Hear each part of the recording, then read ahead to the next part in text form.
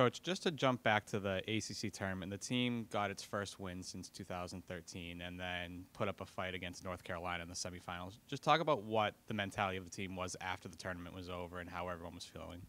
I think the girls were really hungry. I think we're sick of being close to, beating these really, really, really spectacular teams like North Carolina. We came close, and I think finally close is not good enough anymore.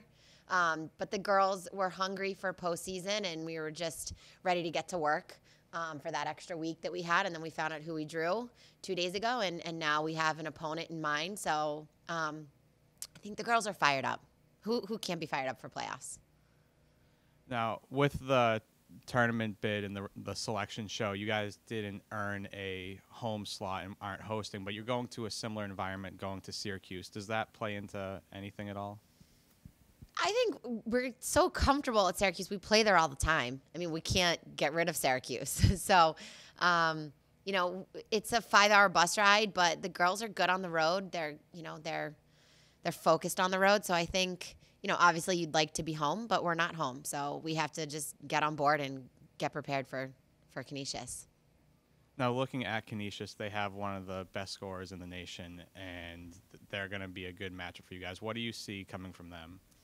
I think, they're a tough team. I think they have a lot of speed. They've got a really good transition game. We've been studying nonstop for the last 48 hours. So everything that we've seen, I think, we're going to have to be really prepared to stop their transition and to stop their top players. Our kids have been watching film. We've done our scouting report. We're ready in terms of our game plan, but now it's just, again, putting a couple good practices together to prepare for these guys.